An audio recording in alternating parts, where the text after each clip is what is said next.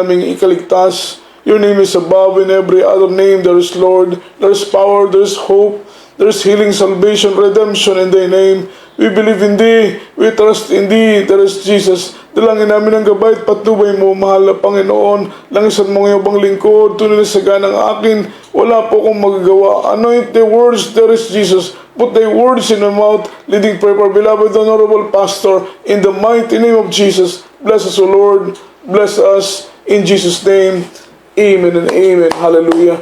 Purihin ang ating mahal na Panginoon at luwalhatiin ang dakila at mapagpalang pangalan ng ating pinakamamahal na Panginoong Hesus sa mga oras na ito, mga minamahal.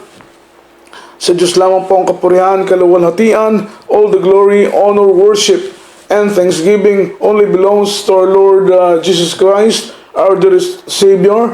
And we give double honor and respect to our dearly beloved Honorable Pastor, beloved Evangelist Wildy Estrada Almeida, and always cherish the blessed teachings and the golden teachings of our dearly beloved Assistant Pastor.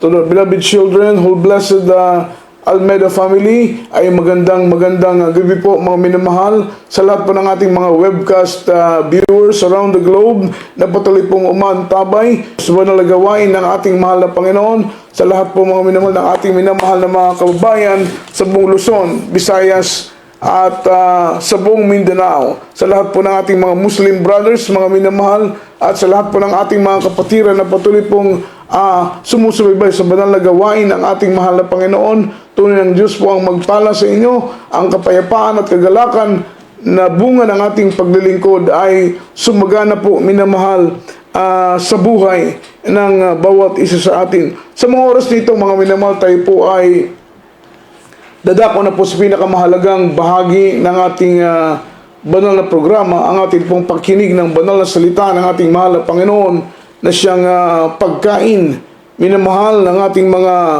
mga kaluluwa. At sa mga oras na ito, ihanda po natin pong mga ballpen, ang ating pong mga pel, ang ating pong mga Biblia, lalo higit sa lahat, ating pong ihanda ang ating mga sarili. And let's talk, mga minamahal, about the topic, ways to show that you are repenting heartily, mga minamahal.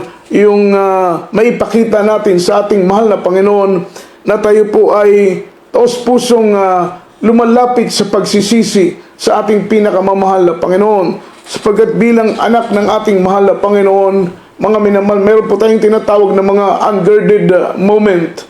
Yung mga panahon na hindi po natin nababantayan ng ating mga sarili ay nagkakasala at nakakalabag na pala tayo sa kalooban ng ating mahal na Panginoon. Minsan naman, mga minamahal, tayo po'y nahuhulog sa pagkakasala. Kaya bilang anak ng Diyos, napakahalaga, mga minamahal, yung ating taos-pusong paglapit sa ating mahal na Panginoon, sa ating pong mga pagsisisi, sa lahat, mga minamahal ko, ng ating pong mga pagkakasala at mga paglapastangan natin sa kalooban ng ating mahal na Panginoon. Hindi po tayo perpekto bilang tao, mga minamahal. Tayo po'y nagkakamali, tayo po'y nagkakasala, tayo po'y nakakasuway minsan sa kalooban ng ating mahal na Panginoon. At ang sabi ng banal na Biblia, kaya ang pagsisisi, mga minamahal, na tinutukoy sa Biblia ay napakahalaga. Ito po'y tanda ng ating taos-pusong pagpapakumbaba sa harapan ng ating pinakamamahal na Panginoong Kristo. Ang sabi ng ating pinag-aaralan, mga minamahal, repent are very important, mga minamahal. Kaya bago tayo dumating, mga minamahal, sa araw ng paghatol ng ating pinakamamahal na Panginoon, napakahalaga na tayo po ay makalapit sa pagsisisi, sapagkat sa magitan po ng ating mga pagsisisi, ang ating mga puso ay gagawing malinis ng Diyos. Tayo po ay gagawing dalisay sa harapan ng ating pinakamamahal na Panginoong Kristo. Kaya sa oras nito, pag-aralan po natin ang halaga ng pagsisisi sa harapan ng ating pinakamamahal na Panginoong Kristo. Ang unang talata nating pag-aaralan ay aklat po ng unang Juan, ang kabanata ay 1, ang talata ay 9. Sabi sa Tagalog version, kung ipapahayag natin ang ating mga kasalanan ay tapat at banal siya na tayo patatawarin sa ating mga kasalanan at tayo lilinisin sa lahat ng ating mga kalikuan. Ang sabi rito, mga minamahal, ang unang-una po nating hakbang na kailangan gawin upang may pakita sa ating mahal na Panginoon ng ating mga pagsisisi ay taos puso, sapagkat meron pong mga pagsisisi na mula lamang po sa ating mga labi, at ang mga pagsisisi na mula lamang sa ating mga labi, yan po'y pagpapaimbabaw, at ang ganyang uri ng paglapit sa pagsisisi sa ating mahal na Panginoon ay hindi po nagiging katanggap-tanggap sa ating mahal na Panginoon, sapagkat tunay ng ating buhay na Diyos, alam niya ang nilalaman ng ating mga puso. Batid ng Panginoon kung ating pagsisisi ay taos puso o ito'y pagpapaimbabaw lamang po, mga minamahal. Kahit ang sabi ng English version, if we confess our sin, He is faithful and just to forgive us in all our sins and to cleanse us from all our iniquities. Ang sabi rito, acknowledge your sin and transgression, mga minamahal. Ibig sabihin, tanggapin natin, mga minamahal, na tayo po'y nagkasala sa ating pinakamamahal na Panginoon. At ang pagtanggap ng buong puso na tayo po ay nagkasala, at ang kasunod noon ay paglapit ng buong pusong pagsisisi sa ating mahal na Panginoon. Ang pagpapatawad ng ating mahal na Panginoon ay ating makakamtan, mga minamahal, sapagkat ang nais ng ating mahal na Panginoon, mga minamahal, ay ating pong tanggapin sa ating mga sarili na tayo po ay nagkasala. Ang ibang mga Kristiyano, mga minamahal, kahit sila po ay huli na at hayag sa matinding sikat ng araw na sila ay nagkasala, sila'y nagkamali, mga minamahal, ang iba'y dinideny pa ang kanilang mga pagkakasala, dinideny pa ang kanilang mga pagkakamali. Meron na pong mga witness, meron na pong nakakita, mga minamahal. Pilit pa rin itinatago ang kanilang mga kasalanan, at ang sabi ng banal na Biblia, ito po'y nakakatakot, mga minamahal. Ang matalinong Kristiyano, dapat sana'y bago dumating ang parusa, bago dumating ang paalala ng ating mahal na Panginoon, napakahalaga na tayo po ay makapagsisina. Ang ibig ko pong sabihin, huwag na po nating hintayin pa na tayo po ay makaranas ng parusa, bunga ng ating pagkakasala, sapagkat meron pong mga consequence, mga minamahal. Ang bawat nating pagkakamali, ang bawat nating pagkakasala ay meron pong nakabinbin na parusa na inihanda ang ating pinakamamahal na Panginoon. Kaya bilang Kristiyano, ating pong pagsumikapan, mga minamahal, sa bawat nating pagkakamali, sa bawat nating pagkakasala, mga minamahal, ay ilapit po natin agad-agad sa pagsisisi sa ating pinakamamahal na Panginoon. Yung pagsisising buong puso, mga minamahal,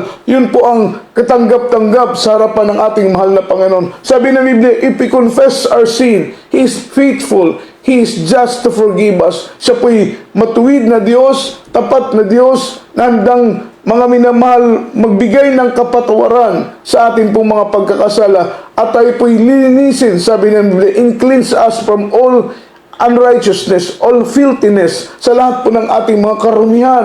Ang Diyos lamang po ang may kapangyarihan upang maglinis sa ating pong mga pagkukulang. Gaano po yan kapula o gaano man yan kaitim nating mga pagkakasala, kapag tayo po'y lumapit sa pagsisisi sa mahal na Panginoon, ang Diyos, mga minamahal, ay handang magpatawad sa anumang ating mga pagkukulang, sapagkat ang Diyos ay mapagpatawad na Diyos. Sabi ng banal na Biblia, mga minamahal, ang Diyos ay handang magbigay ng kapatawaran sa sinumang taong lalapit, mga minamahal, at dudulog sa Kanya. Ang pangalawa, mga minamahal, ay sabi rito, by turning away a sinful lifestyle. Sapagkat minsan, mga minamahal, may mga Kristiyanong namumuhay sa dalawang uri ng pamumuhay. Meron pong godly lifestyle, ang iba naman ay mga sinful lifestyle. Hindi po ito pwedeng pagsabayin ng mga mananampalataya.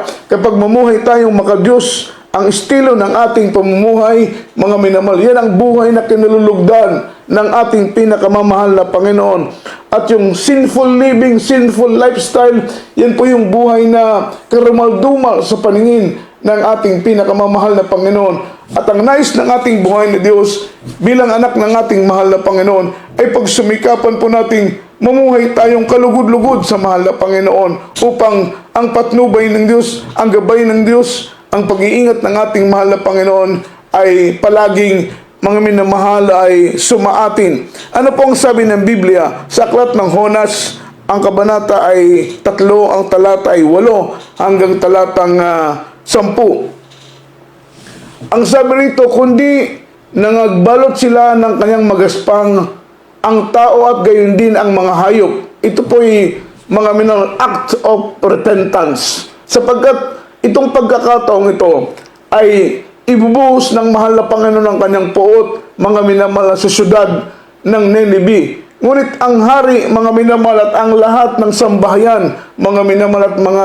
tao, populasyon ng Nineveh, sila'y nagpakumbaba sa harapan ng ating pinakamamahal na Panginoon. Tingnan po ninyo, kahit gaano po, mga minamahal, kabigat ang kanilang pagkakasala, kahit gaano po kabigat ang kanilang pagsalangsang sa kalooban ng ating mahal na Panginoon, nung sila po'y lumapit sa pagsisisi, ang mahal na Panginoon ay nagbigay ng kapatawaran sa kanilang mga pagkukulang, mga minamahal. Ngunit ito po'y, mga minamahal, pagpapatunay ng Diyos natin ay Diyos ng pag-ibig, Diyos na mapagpatawad. Ang kanilang ginawa, ang mga minamahal, sila'y nagbalot ng mga magaspang, mga minamahal, katulad ng sako. Sila po'y nagsuot ng mga magaspang, mga minamahal na tela. At ang sabi rito, ang tao at gayon din ang mga hayop, maging ang mga hayop na kanilang mga alaga ay nag-alay ng mga pag-aayuno. Ang ginawa nila, sila nagsidaing. Sila po'y nagsidaing ng mainam sa harapan ng mahal na Panginoon at kanilang tinalikdan ang bawat isa sa kanyang masamang mga lakad at ang pangdadahas na nasa kanilang mga kamay. Ang sabi ng versikulo 9, sino ang nakakaalam kung manunumbalik ang Diyos, mga minamahal, at magsisisi at hihiwalay ang kanyang mabangis na galit upang tayo huwag mga matay. Sa verse 10, at nakita ng Diyos ang kanilang mga gawa. So makita mo, mga minamahal, kung ipapakita natin sa ating mahal na Panginoon yung ating taos-pusong mga pagsisisi at paghingi ng kapatawaran sa ating mga pagkukulang. Dahil bilang tao, hindi tayo perfecto, mga minamahal. May mga lapses po tayo. May mga pagkakasala po tayo. May mga pagkakamali po tayo. Tayo po may mga pagkukulang. May mga unguarded moment ang bawat isa sa atin, mga minamahal. Minsan, mga minamahal, ay napagbibigyan natin ng ating mga kahinaan. Minsan napagtatagumpayan tayo ng pita ng ating mga laman. Ngunit sabi ng Biblia, kung ating ipapakita sa mahal na Panginoon yung ating sinseridad sa paghingi ng kapatawaran sa ating pong mga pagkukulang, ipakita natin sa ating mahal na Panginoon na tayo taos-pusong lumalapit, nagpapakumbaba sa Kanya. If we confess our sins, sabi ng Bible, He is faithful and is just to forgive us and cleanse us from all unrighteousness, from all our filthiness. Kaya ang sabi ng verse 10, nakita ng Diyos ang kanilang mga gawa. Yung kanilang pagsuot ng mga magagaspang na mga damit, yung kanilang pag-alay ng pag-aayuno, maging ang buong mga minamahal sambahayan ng Nineveh, maging ang kanilang mga alagang hayop ay nag-alay, mga minamahal, ng pag-aayuno. Ang sabi ng Biblia, nang sila'y nagsihiwalay sa kanilang masasamang mga lakad at nagsisi, mga minamahal, ang Diyos sa kasamaan na kanyang sinabi sa kanyang gagawin sa kanila at hindi niya ito ginawa. Makita mo, napihit ang isip ng Diyos, napihit ang puso ng ating mahal na Panginoon. Although na dapat sana, mga minamahal, nakaset up na po yung judgment sa kanila. Nakaset up na po yung hatol na dapat sana ay para sa mga tao ng Nineveh. Sapagkat sabi ng Biblia, ang kanilang kasalanan ay abot na ng langit, mga minamahal. Dapat ay hahatulan na sila bunga ng kanilang mga pagkakasala. Kaya inutusan si Jonah, mga minamahal, na pumunta sa dako ng Nineveh upang mangaral ng ebanghelyo at salita ng ating pinakamamahal na Panginoon. Iparating sa kanila na kung hindi sila magsisisi, sila'y hahatulan ng kamatayan, sila'y parurusahan ng ating mahal na Panginoon. Ngunit sabi ng Biblia, ang mga puso ng tao ng Nineveh, mga minamahal, ay nagbalik loob sa ating mahal na Panginoon. Ito'y sumagitan ng kanilang buong pusong pagsisisi, ang kanilang paghingi ng kapatawaran sa mahal na Panginoon. Bunga ng kanilang mga pagkakasala, ang kanilang paglapit sa paanan ng mahal na Panginoon, sa kanilang mga pagsisisi. Nakita ng mahal na Panginoon ang kanilang katapatan, mga minamahal. Nakita ng mahal na Panginoon ang kanilang buong pusong paglapit. At ang sabi ng banal na Biblia, mga minamahal, kinalimutan ng ating mahal na Panginoon ang kasamaan na dapat ay ipapataw sa kanila, at sinabi niya, mga minamahal, ang kanyang mga sinabing kahatulan na inihanda na dapat para sa kanila. Ang lahat ng ito, mga minamahal, ay hindi na ginawa ng ating mahal na Panginoon. Ibig sabihin, sila'y pinatawad ng ating pinakamamahal na Panginoon dahil nakita ng Diyos ang kanilang taos-pusong pagsisisi. Sila po'y humiwalay sa kanilang masasamang mga lakad. Tinalikuran po nila ang kanilang mga kasamaan, mga minamahal, at ginawa ang mga bagay na ayon sa kalooban ng ating pinakamamahal na Panginoong Hesus. Purihin ang ating mahal na Panginoong. Ang pangatlong mga minamahal ay seeking God's forgiveness and mercy. Mga minamahal, yung ating hanapin ang kapatawaran ng ating mahal na Panginoon. Sapagkat marami pong humihingi ng kapatawaran, ngunit hindi po nila natatanggap ang pagpapatawad ng ating pinakamamahal na Panginoong si Kristo. Marami pong lumalapit sa pagsisisi, ngunit ang kanilang paghingi ng pagsisisi ay hindi po accepted ng ating pinakamamahal na Panginoon. Kaya ang sabi rito, mga minamahal, we accept, ating pong may papakita, yung ating pong taos-pusong pagsisisi is to seeking God's forgiveness and mercy. Yung ating hanapin ang pagpapatawad ng ating mahal na Panginoon. Tiyakin natin na sa ating mga pagkakasala ay masumpungan po natin ang kapatawaran ng ating pinakamamahal na Panginoon. Sapagkat kung hindi po tayo makakasumpong ng pagpapatawad ng ating mahal na Panginoon, mga minamahal, mamamatay tayo sa ating mga kasalanan. Sabi ng banal na Biblia, kaya nga nung si Apostol Pedro ay nangaral ng salita ng ating mahal na Panginoon. Sa Aklat ng Gawaang Kabanata 2, ang talatay 38. Ano pong sinabi ng Biblia, mga minamahal? Ang sabi ni Apostol Pedro, magsisi ang bawat isa sa inyo sa ikapagpapatawad ng inyong mga kasalanan. So napaka-importante ng pagsisisi, mga minamahal. At tiyakin natin na kung tayo lalapit sa pagsisisi, ay masumpungan po natin ang pagpapatawad na galing sa ating mahal na Panginoon, sapagkat nagiging walang kabuluhan, nagiging walang pakinabang ang ating paglapit ng pagsisisi kung hindi natin makamtan ang pagpapatawad na galing sa ating pinakamamahal na Panginoon, mga minamahal. Para lamang tayong nagpasok ng pera sa isang bulsang butas, para lamang tayong uminom na hindi napawi ang ating uhaw, para lamang tayong kumain na hindi po napawi ang ating gutom. Kahalintulad po yan ng pagsisisi.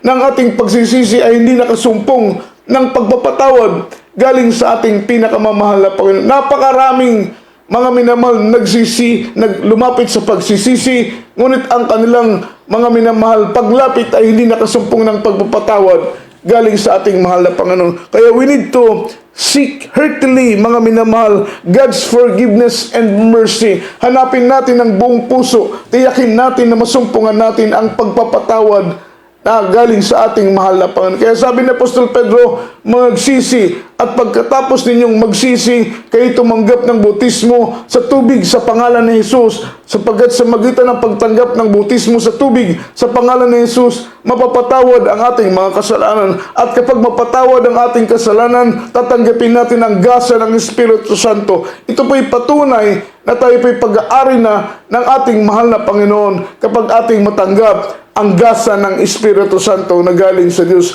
Ang pinaka-importante ang pagpapatawad ng ating pinakamamahal na Panginoon. Kaya ang sabi rito, mga minamahal, from the book of Acts chapter 3, verse 19. Sa Tagalog version, ano pong sabi ng Biblia? Kaya nga, mangagsisi kayo, at magbalik loob, mga minamahal. Yun po ang nais ng ating mahal na Panginoon sa ating mga pagkukulang. Dahil sa ating mga pagkakasala, mga minamahal, ito po ang nagiging sandata ng kaaway upang unti-unti tayong ilayo sa presensya ng ating pinakamamahal na Panginoon. Gustong-gusto ng kaaway na tayo po'y namumuhay sa kasalanan. Gustong-gusto ng kaaway na tayo po'y lalabag sa kalooban ng Diyos. Gustong-gusto ng kaaway, mga minamahal, na tayo po'y susuway sa mga layunin ng ating mahal na Panginoon. Sapagkat alam ng kaaway na kapag tayo po ay magumon ng kasalanan, tayo po ay malalayo sa presensya ng mahal na Panginoon. At kapag tayo po ay malayo sa presensya ng ating pinakamamahal na Panginoon, mga minamahal, kapag dumating ang Diyos, anytime now, mag-take place ang rapture na ikaw ay malayo sa presensya ng ating mahal na Panginoon. Hindi ka ma-rapture, mga minamahal. May iwan ka sa araw ng pagdagit ng ating mahal na Panginoon, sapagkat Ang Espiritu ng ating mahal na Panginoon, ito ang patunay na ikaw ay pagmamay-ari ng Diyos. You are, mga minong, totally saved.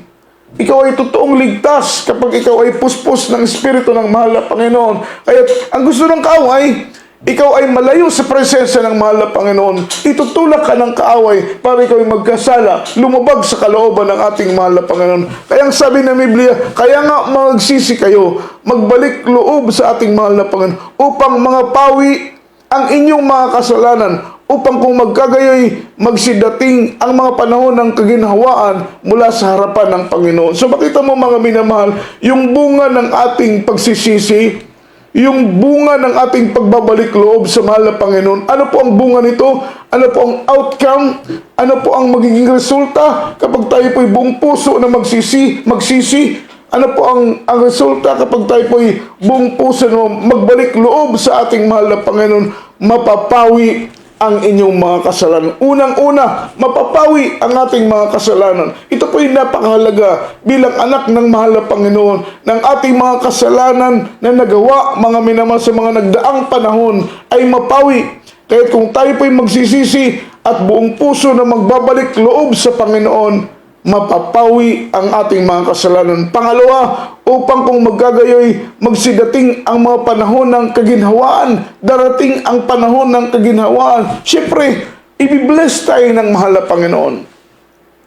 Pagpapalain tayo ng ating buhay na Diyos. Kagaya ng bansa ng Israel, kapag sila'y nagkukulang, sila'y nagkakasala, sila'y lumalabag sa kalooban ng Panginoon, sila'y sumasamba sa mga Diyos-Diyosan, mga minamahal, nasasaktan ang damdamin ng mahal na Panginoon. Ang pagpapala ay kasabay na lumalayo, mga minamahal, sa kanila. Walang ulan na bumubuhos. Mga minamahal, hinihikayat ng mahal na Panginoon ng mga karating ng mga bansa na lusubin, mga minamahal, ang bansa ng Israel.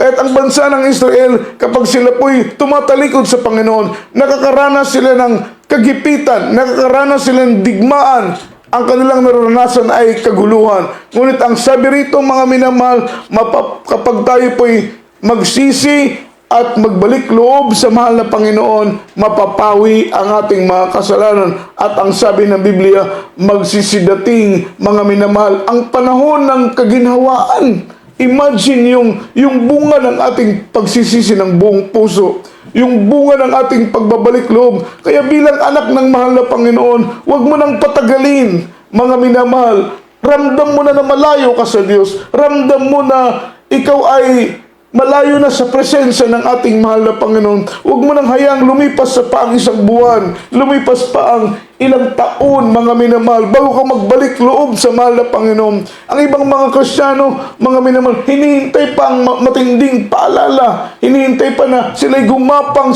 mga minamahal, sa karamdaman bago magbalik loob sa ating mahal na Panginoon. Patuloy na pinapatigas ang kanilang mga puso sa pagtalikod sa ating mahal na Panginoon. Doon naman manunumbalik kapag may mabigat ng paalala, kapag, mga minamahal, ang kanilang buhay ay, mga minamahal, malapit ng maputol. Doon pa manunumbalik sa pagsisisi. Huwag na po nating hintayin pa na dumating ang hatol ng Panginoon, dumating ang paalala ng Diyos, dumating ang parusa ng mahal na Panginoon, bago tayo lumapit sa pagsisisi. Sabi ng Biblia, ang ating mararanasan ay mapapawi ang ating mga kasalanan at magsisidating, mga minamahal, ang kaginhawaan mula sa harapan ng ating pinakamamahal na Panginoong Jesucristo. Purihin ang ating mahal na Panginoon. At ang pang-apat na paraan upang maipakita po natin sa ating mahal na Panginoon na ating pagsisisi ay mula sa kaibuturan ng ating mga puso. Basahin po natin ang aklat ng Lucas, ang kabanata ay 13, ang talata ay 3. Ang sabi po ng Biblia, sinasabi ko sa inyo, hindi dapat maliban kayo'y magsisi, ay mangamatay kayong lahat, gayon ding paraan, mga minamahal. So, mabasa po natin, mga minamahal, punto por punto ang sinabi ng banal na Biblia, na maliban na tayo po ay magsisi, tayo po ay mamamatay, mga minamahal, mula sa ating mga pagkakasala, sapagkat ang bunga ng kasalanan ay kamatayan. Huwag na po nating pahinugin pa ang ating mga kasalanan. Ang sabi rito, mga minamahal, delay not. Huwag po nating mga minamahal, iantala ang paglapit natin sa pagsisisi, sapagkat ang paghatol ay, mga minamahal, biglaan lamang po itong darating. Nakakalungkot. Marami tayong mga kapatiran na binibigyan ng mahal na Panginoon ng pagkakataon upang lumapit sa pagsisisi. Ngunit mga minamahal, nakakadismaya sapagkat imbis na lumapit sa pagsisi sa ating mahal na Panginoon, ay pinapatigas nila ang kanilang mga puso. Sabi rito, delay not. Huwag po nating iantala ang ating paglapit sa pagsisi sa ating mahal na Panginoon. Kapag tayo po ay may pagkakataon, mga minamahal, lumapit tayo upang humingi ng kapatawaran sa ating mahal na Panginoon. Delay not. Repentance are necessary. Amen? Yung pagsisisi ay mahalaga, mga minamahal. Repentance are necessary before the judgment of the Lord comes, mga minamahal. Atin pong gawing madali ang paglapit sa papahingi ng kapatawaran sa ating mahal na Panginoong Hesus upang masumpungan po natin ang pagpapatawad galing sa ating pinakamamahal na Panginoon. Sabi, maliban na tayo po'y humingi ng kapatawaran, ay hindi po natin masusumpungan, mga minamahal, ang paglilinis ng ating pinakamamahal na Panginoon. Kagaya ng sinabi ko, wag na po nating pahinugin pa ang ating paggawa ng kasalanan, mga minamahal. Kapag tayo po may pagkakataon, lumapit tayo sa ating pinakamamahal na Panginoon. Kaya maraming mga mananampalataya ang talagang humahantong, mga minamahal ko, sa pagparusan na inihanda ng ating mahal na Panginoon. Dahil instead na magsisi, kanilang hinahayaan pang mahinog ang kanilang mga kasalanan, mga minamahal, sapagkat ang bunga ng kasalanan ay kamatayan.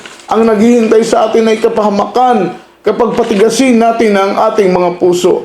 Kaya't aming ipinapayo sa lahat ng ating minamahal na mga kapatiran, mga minamahal, na tayo po ay nagkaroon ng karunungan at kaalaman at pangunahing espiritual. Alam natin kung tayo po'y lumalakad ng matuwid sa Panginoon. At alam din po natin kung tayo po'y namumuhay sa kasalanan. Sapagkat, mga minamahal, bilang anak ng Panginoon, taglay natin ng karunungan, taglay natin ng kaalaman.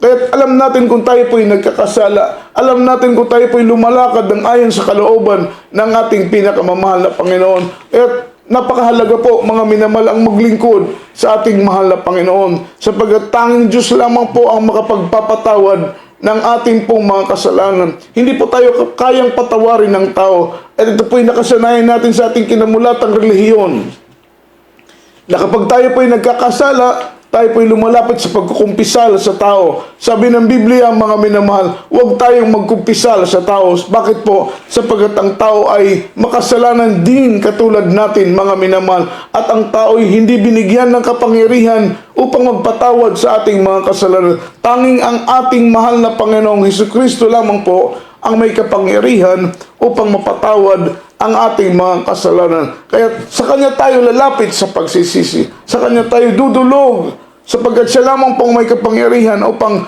maglinis sa ating mga kasalanan. Kanyang ibinigay ang Kanyang buhay sa krus ng Kalbaryo. Ang Kanyang banal na dugo, mga minamahal, ang Siyang maglilinis sa lahat ng ating pong mga kasalanan. Kaya sa oras nito, mga minamahal, tayo po'y lumapit sa banal na paanan ng ating pinakamamahal na Panginoon. Sa lahat po ng ating minamahal na mga kababayan na taga-subaybay ng ating banal na programa, sa lahat ng ating mga kapatiran, mga minamahal, na tayo po ay nakukonsensya sa ating mga ginagawang kasalanan. Tandaan natin, minamahal, wala tayong may kukubli sa mahal na Panginoon. Wala tayong may tatago sa Diyos, mga minamahal. Because the eyes of the Lord are in every place, beholding what is the evil and what is the good. Nakikita ng mahal na Panginoon ang ating mga ginagawang mabuti, maging ang ating mga ginagawang masama. Ang ating mga ginagawang kasalanan ay hindi po naliligid sa paningin ng mahal na Panginoon. Ito po yung nababatid ng Diyos. Ito po yung nakikita ng ating mahal na Panginoon. Kaya bilang anak ng ating mahal na Panginoon, tayo po'y lumapit sa banal na paanan ng mahal na Panginoon. Tayo po'y dumulog ng taos-puso. Kagaya po ng bansa ng Nineveh, sila po'y hatulan na ng matinding parusa na galing sa ating mahal na Panginoon. Bunga ng kanilang mga pagkakasala. Ngunit nakita ng mahal na Panginoon ang kanilang taos-pusong paglapit. Nakita ng mahal na Panginoon ang kanilang pagsisisi. At ang sabi ng banal na Biblia, sila'y kinahabagan ng ating mahal na Panginoon. Sila'y pinatawad ng Diyos. At amin po kayong hinihikayat sa lahat ng ating mga kapatiran. Nawang salita ng mahal na Panginoon ang pumihit sa inyong mga puso sa pagbalik loob, sa pagsisisi, sa banal na paanan ng ating mahal na Panginoon. Tayo po'y manalangin sa mga oras na ito, mga minamahal, sa lahat po ng ating minamahal na mga webcast viewers na ngayon lamang po nakapakinig ng salita ng Diyos. Sa mga kapatid po natin, mga kababayan, tanggapin po natin ang ating mahal na Panginoon, ang Diyos na napako sa krus ng Kalbaryo. Tanggapin po natin ang Diyos na handang maglinis, may kapangyarihan upang maglinis sa ating pong mga kasalanan. Tayo po'y manalangin sa mga oras na ito. Sumunod po kayo sa aking panalangin. Banggitin po ninyo ang mga salitang aking babanggitin ng buong puso. Dakila't mapagpalang Diyos, Ama namin sa langit, sa matamis at makapangyarihan mong pangalang Kristo Jesus, ako po'y narito sa iyong banal na harapan. Ako'y nagsisisi sa lahat ng aking mga kasalanang nagawa mula sa aking pagkabata hanggang sa mga oras na ito. Linisin mo ang aking puso. Hugasan mo ko sa magitan ng iyong banal na dugo na tumigil sa krus ng Kalbaryo. Isulat mo ang aking pangalan sa aklat ng buhay kasama ng aking buong sambahayan. Maglilingkod ako sa iyo ng buong puso, isip, lakas at kaluluwa. Sa pangalan ni Jesus, sa pangalan ni Jesus. Amen and amen. Kami po'y manalangin, minamahal para sa inyo.